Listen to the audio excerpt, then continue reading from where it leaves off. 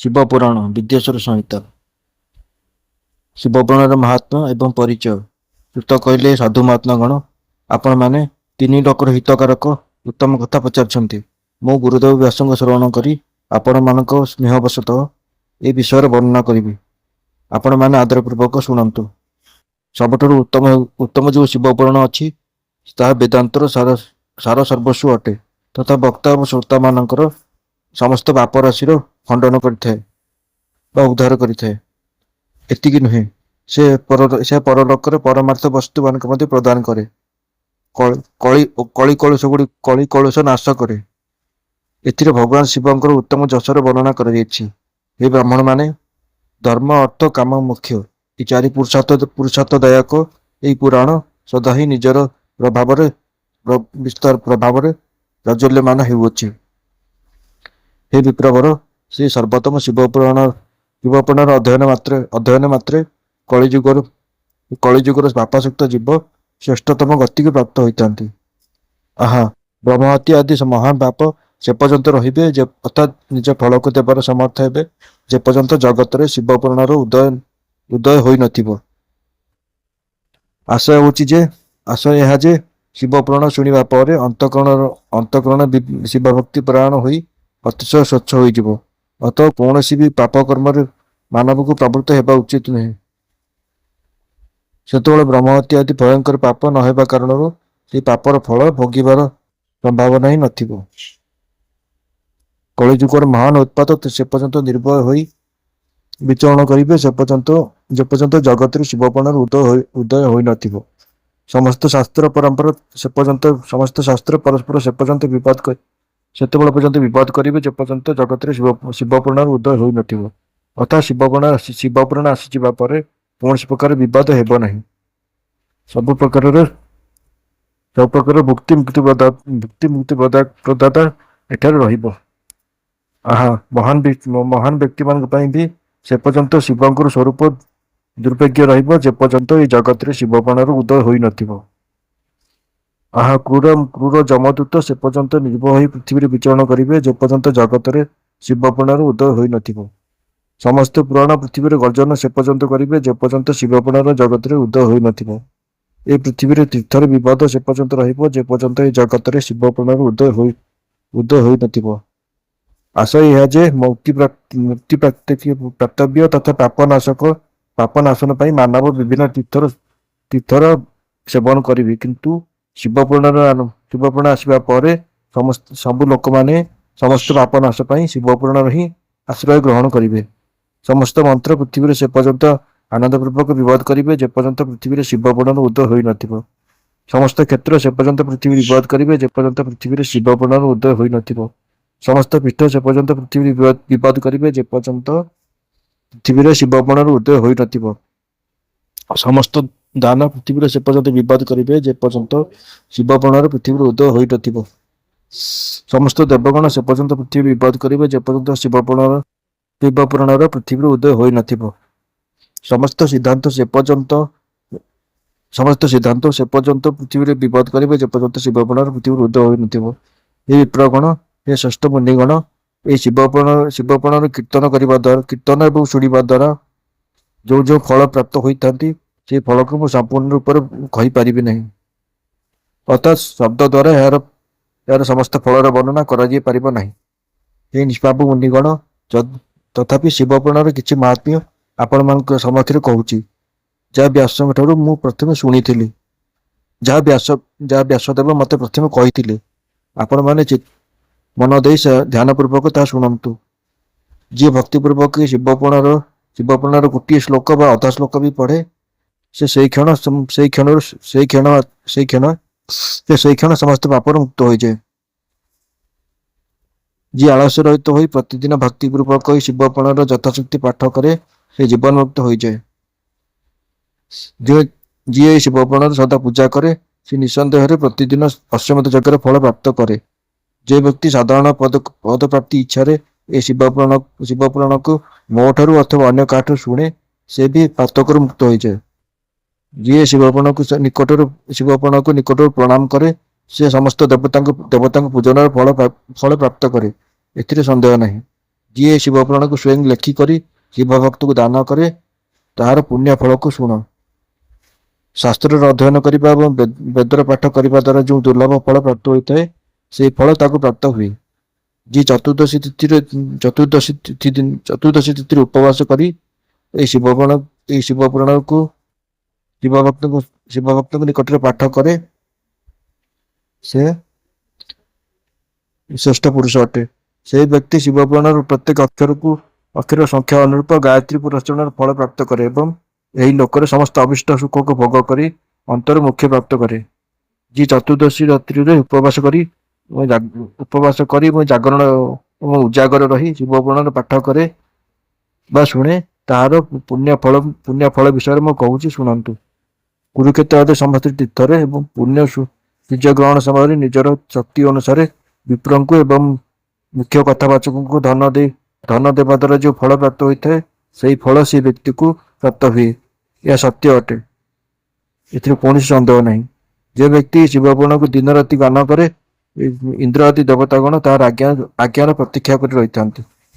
ଏହି ଶିବପୁରାଣ ପାଠକର୍ତ୍ତା ଏହି ଶିବପୁରାଣ ପାଠକାରୀ ଏବଂ ଶ୍ରବଣକାରୀ ବ୍ୟକ୍ତି ଯେଉଁ ଯେଉଁ ଶ୍ରେଷ୍ଠ କର୍ମ କରେ ତାହା କୋଟି ଗୁଣ ଅନନ୍ତ ଫଳ ପ୍ରଦାନ କରେ, ଅର୍ଥାତ୍ କୋଟି ଗୁଣ ଫଳ ଦାନ କରେ। ଯିଏ ଭଲ ଭାବରେ ଧ୍ୟାନ ପୂର୍ବକ ଏଥିରେ ସେମାନଙ୍କ ମଧ୍ୟରେ ବି ରୁଦ୍ର ସଂହିତାର ପାଠ କରେ ସେ ଯଦି ବ୍ରହ୍ମଘାତୀ ବି ହୋଇଥାଉ ନା କାହିଁକି ତିନି ଦିନରେ ପବିତ୍ର ଆତ୍ମା ହୋଇଯାଏ। ଯିଏ ଭୈରବଙ୍କ ମୂର୍ତ୍ତି ସମକ୍ଷରେ ମୌନ ରହି ଶ୍ରୀ ରୁଦ୍ର ସଂହିତାରେ ପ୍ରତିଦିନ 3 ବାର ପାଠ କରେ ସେ ସମସ୍ତ କାମନାକୁ ପ୍ରାପ୍ତ କରିନିଏ। ଯେ ବ୍ୟକ୍ତି ବଟ ଏବଂ ବିଲ ବୃକ୍ଷର ପ୍ରଦକ୍ଷିଣା କରି ଏହି ରୁଦ୍ର ସଂହିତାକୁ ପାଠ କରେ ସେ ବ୍ରହ୍ମହତ୍ୟା ଦୋଷରୁ ବି ମୁକ୍ତ ହୋଇଯାଏ। ପ୍ରଣବ ଅର୍ଥକୁ ପ୍ରକାଶ କରୁଥିବା ବ୍ରହ୍ମସ୍ୱରୂପିଣୀ ସାକ୍ଷାତ କୈଳାସ ସଂହିତା ରୁଦ୍ର ସଂହିତା ଠାରୁ ବି ଶ୍ରେଷ୍ଠ ବୋଲି କୁହାଯାଇଛି। ଏ ଦ୍ୱିଜଗଣ କୈଳାସ ସଂହିତାର ସମ୍ପୂର୍ଣ୍ଣ ମାହାତ୍ମ୍ୟ ତ ଶଙ୍କର ହିଁ ଜାଣନ୍ତି, ତାହାର ଅଧା ମାହାତ୍ମ୍ୟ ବ୍ୟାସ ଜାଣନ୍ତି ଏବଂ ତାହାର ଅଧା ମୁଁ ଜାଣେ। ସେର ସମ୍ପୂର୍ଣ୍ଣ ମାହାତ୍ମ୍ୟର ବର୍ଣ୍ଣନା ତ ମୁଁ କରିପାରିବି ନାହିଁ, କିଛି ଅଳ୍ପ ଅଂଶ ହିଁ କହିବି। ଯାହାକୁ ଜାଣି ସେହି କ୍ଷଣ ଚିତ୍ତ ଶୁଦ୍ଧି ହୋଇଯାଏ। ଏ ଦ୍ୱିଜଗଣ ଲୋକରେ ଖୋଜିବା ପରେ ମଧ୍ୟ ମୁଁ ଏପରି କୌଣସି ପାପକୁ ଦେଖିଲି ନାହିଁ ଯାହାକୁ ଏହି ରୁଦ୍ର ସଂହିତା ନଷ୍ଟ କରି ନପାରିବ।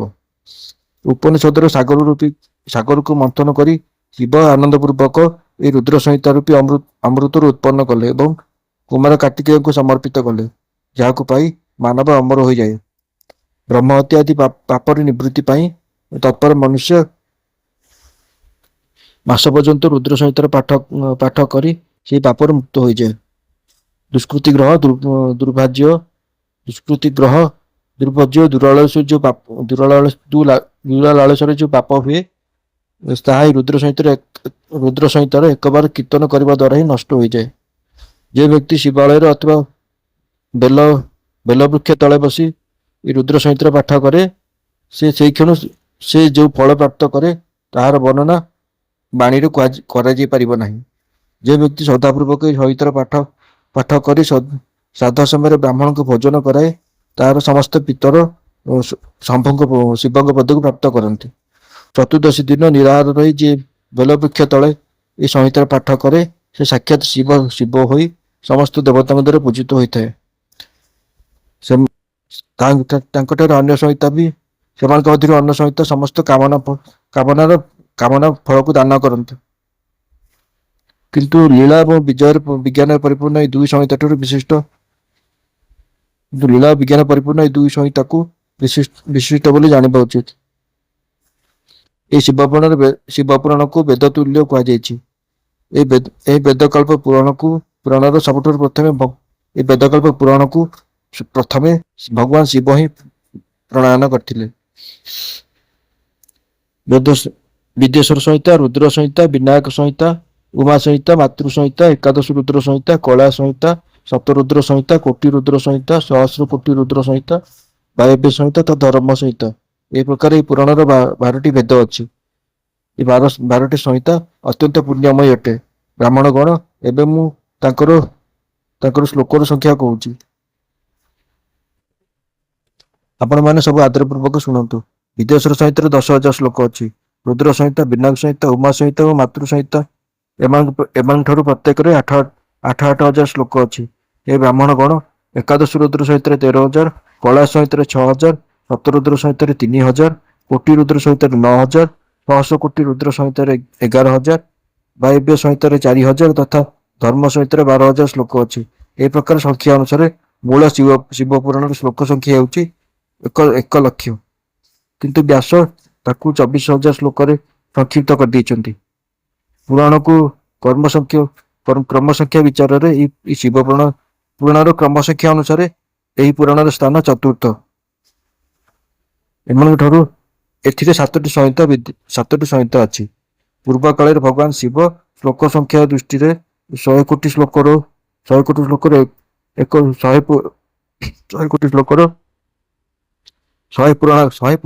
ପୁରାଣ ଗ୍ରନ୍ଥ ନିର୍ମାଣ କରିଥିଲେ। ସୃଷ୍ଟିର ଆଦିରେ ନିର୍ମିତ ହୋଇଥିବା ସେହି ପୁରାଣ ସାହିତ୍ୟ ଅତ୍ୟନ୍ତ ବିସ୍ତୃତ ଥିଲା। ତାପରେ ଦ୍ୱାପର ଆଦି ଯୁଗରୁ ଦ୍ୱୈପାୟନ ବ୍ୟାସ ଆଦି ମହର୍ଷିମାନେ ଯେତେବେଳେ ପୁରାଣକୁ 18 ଭାଗରେ ବିଭାଜନ କରିଦେଲେ, ସେ ସମୟରେ ସମ୍ପୂର୍ଣ୍ଣ ପୁରାଣର ସଂକ୍ଷିପ୍ତ ସ୍ୱରୂପ କେବଳ 4,00,000 ଶ୍ଲୋକ ହିଁ ରହିଲା। ଶ୍ଲୋକ ସଂଖ୍ୟା ଅନୁସାରେ ଏହି ଶିବ ପୁରାଣ 24,000 ଶ୍ଲୋକ ଯୁକ୍ତ ବୋଲି କୁହାଯାଇଛି। ଏହି ବେଦତୁଲ୍ୟ ପୁରାଣ 7ଟି ସଂହିତାରେ ବିଭକ୍ତ। ଏହାର ପ୍ରଥମ ସଂହିତାର ନାମ ବିଦ୍ୟେଶ୍ୱର ସଂହିତା, ଦ୍ୱିତୀୟ ରୁଦ୍ର ସଂହିତା, ତୃତୀୟ ହେଉଛି ଶତରୁଦ୍ର ସଂହିତା, ଚତୁର୍ଥ କୋଟି ରୁଦ୍ର ସଂହିତା, ପଞ୍ଚମ ହେଉଛି ଉମା ସଂହିତା, ଷଷ୍ଠ ହେଉଛି କୈଳାସ ସଂହିତା ଏବଂ ସପ୍ତମ ହେଉଛି ବାୟବ୍ୟ ସଂହିତା। ଏହି ପ୍ରକାର ଏହା 7ଟି ସଂହିତା ନାମରେ ପରିଚିତ। ଏହି 7 ସଂହିତାରେ ଯୁକ୍ତ ଦିବ୍ୟ ଶିବ ପୁରାଣ ବେଦତୁଲ୍ୟ ପ୍ରାମାଣିକ ତଥା ସବୁଠାରୁ ଉତ୍ତମ ଗତି ପ୍ରଦାନଦାୟକ ବୋଲି କୁହାଯାଇଛି।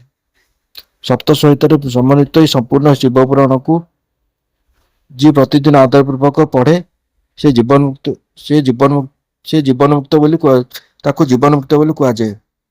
ବେଦ, ଶ୍ରୁତି, ପୁରାଣ, ଇତିହାସ ତଥା ଅନେକ ଆଗମ ଏହି ଶିବ ପୁରାଣର ଅଳ୍ପ କଳା ସହିତ ବି ତୁଲ୍ୟ ସମାନ ନୁହନ୍ତି। ଏହି ନିର୍ମଳ ଶିବ ପୁରାଣ ଭଗବାନ ଶିବଙ୍କ ଦ୍ୱାରା ହିଁ ପ୍ରତିପାଦିତ କରାଯାଇଛି। ଶୈବ ଶିରୋମଣି ଭଗବାନ ବ୍ୟାସ ଏକ ସଂକ୍ଷେପ କରି ସଂକଳିତ କରିଛନ୍ତି।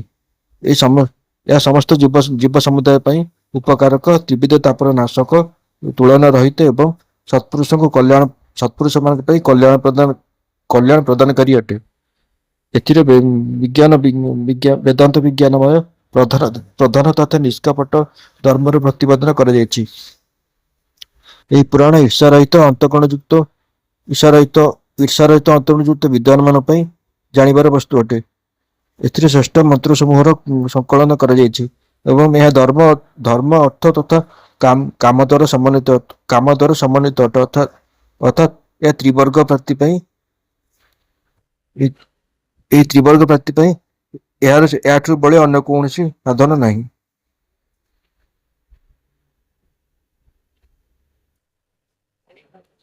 ଏହି ଉତ୍ତମ ଶିବ ପୁରାଣ ସମସ୍ତ ପୁରାଣ ମଧ୍ୟରେ ଶ୍ରେଷ୍ଠ। ବେଦାନ୍ତରେ ବୈଦ୍ୟ ରୂପରେ ବିଳସିତ ପରମ ବସ୍ତୁ ପରମାତ୍ମାଙ୍କର ଏଥିରେ ଗୁଣଗାନ କରାଯାଇଛି। ଯିଏ ବଡ଼ ଆଦରରେ ଏହାକୁ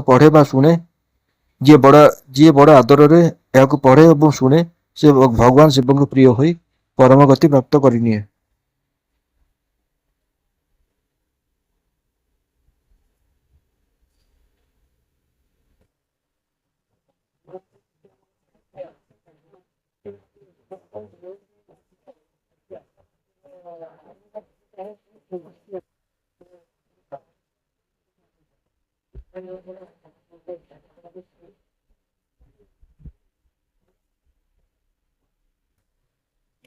ଭଗବାନ ଶିବଙ୍କ ଲିଙ୍ଗ ଏବଂ ସାକାର ବିଗ୍ରହର ପୂଜାର ରହସ୍ୟ ତଥା ମହତ୍ଵର ବର୍ଣ୍ଣନା।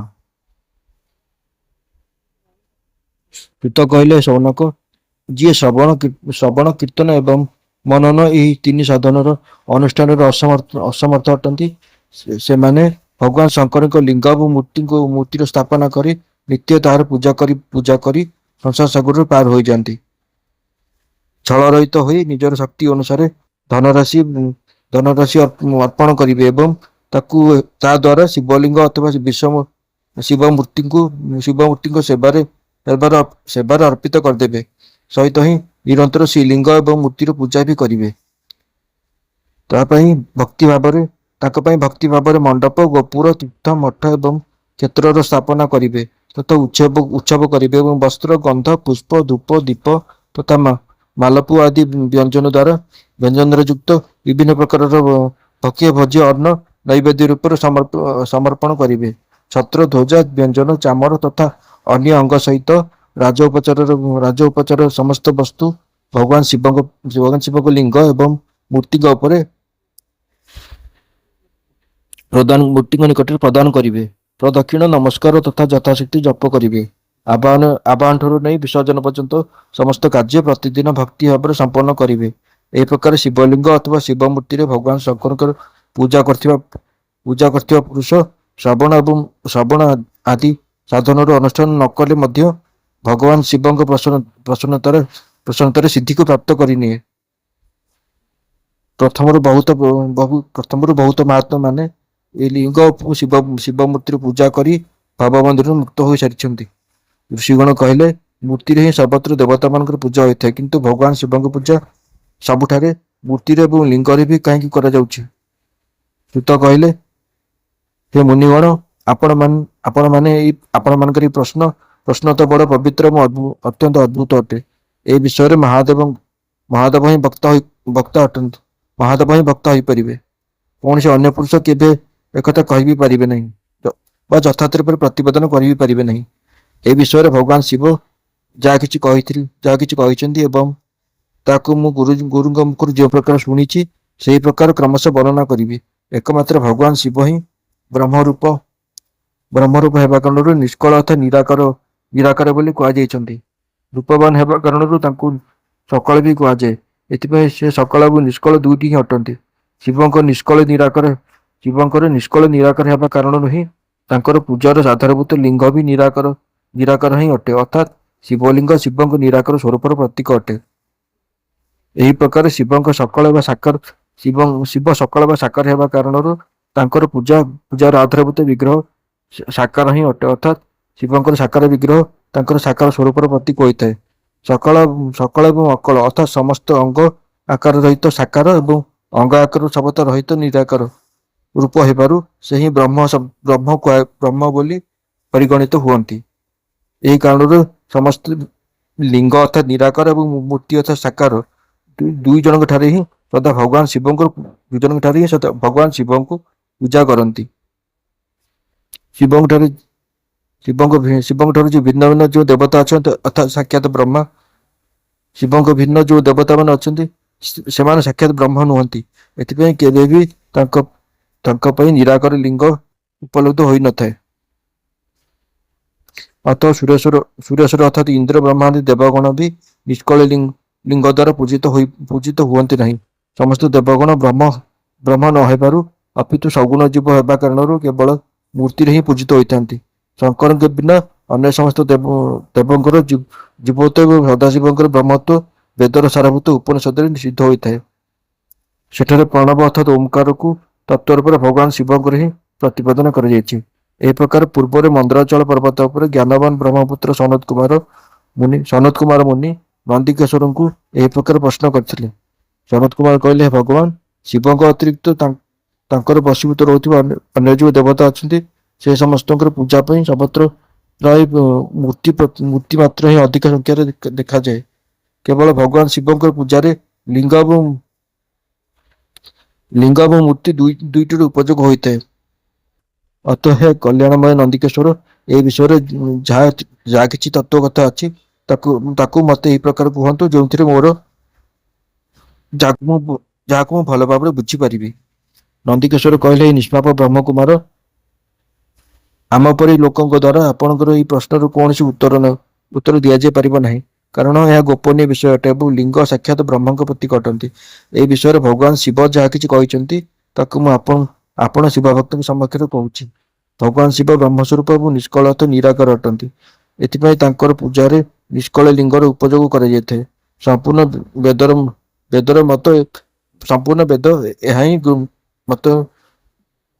ବେଦ ଏହା ହିଁ ସ୍ୱୀକାର କରନ୍ତି। ସେ ହିଁ ସକଳ ଅଟନ୍ତି। ଏହି ପ୍ରକାର ନିରାକାର ତଥା ସାକାର ଦୁଇଟି ହିଁ ଅଟନ୍ତି। ଭଗବାନ ଶଙ୍କର ନିଷ୍କଳ ନିରାକର ହୋଇ ମଧ୍ୟ ବି କଳାରେ ଯୁକ୍ତ ଅଟନ୍ତି।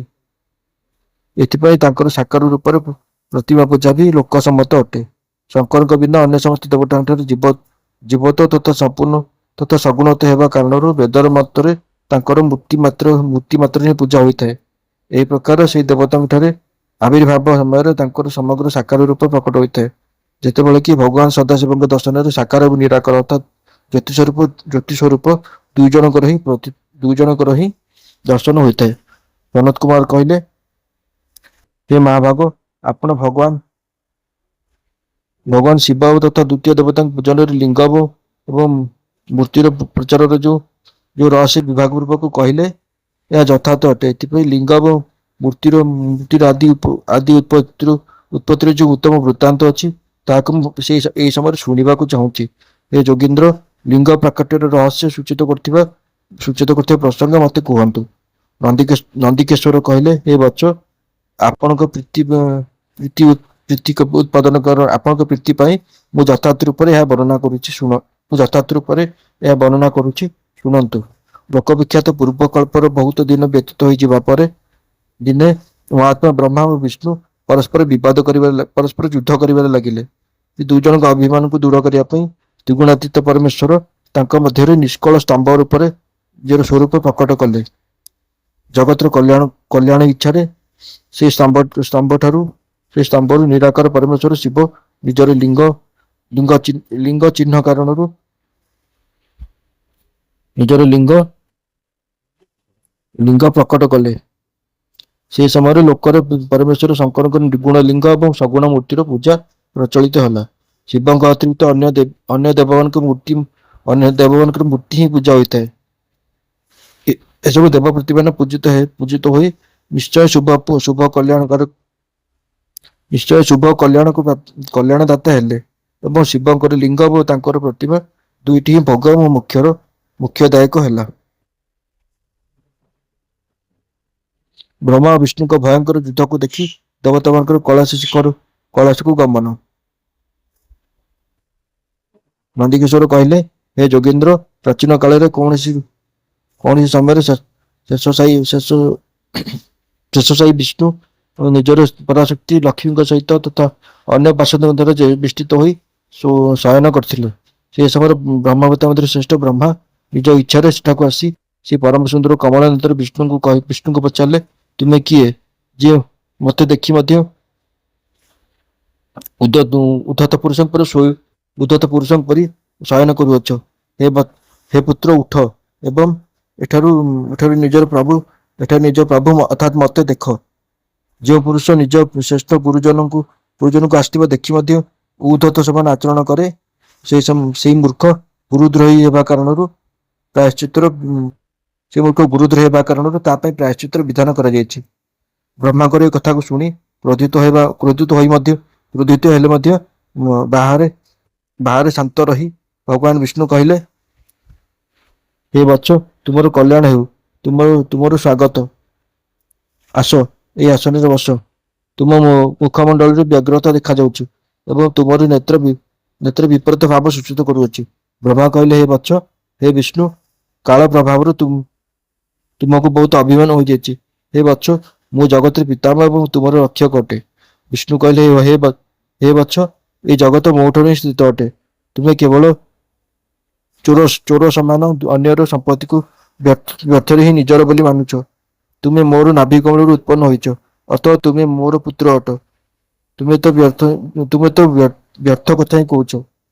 ନନ୍ଦୀ କହିଲେ, ହେ ମୁନିବର, ସେ ସମୟରେ ସେ ଅଜନ୍ମା ବ୍ରହ୍ମା ବିଷ୍ଣୁ ମୋହବଶତଃ ମୁଁ ଶ୍ରେଷ୍ଠ ଅଟେ, ମୁଁ ସ୍ୱାମୀ ଅଟେ, ତୁମେ ନୁହଁ, ଏ ପ୍ରକାର କହି ପରସ୍ପରକୁ ମାରିବା ଇଚ୍ଛାରେ ଯୁଦ୍ଧ କରିବା ପାଇଁ ଉଦ୍ୟତ ହୋଇଗଲେ। ହଂସ ଏବଂ ଗରୁଡ଼ ଉପରେ ଆରୋହଣ ହୋଇ ସେ ଦୁଇ ବୀର ବ୍ରହ୍ମା ଏବଂ ବିଷ୍ଣୁ ଯୁଦ୍ଧ କରିବାରେ ଲାଗିଲେ।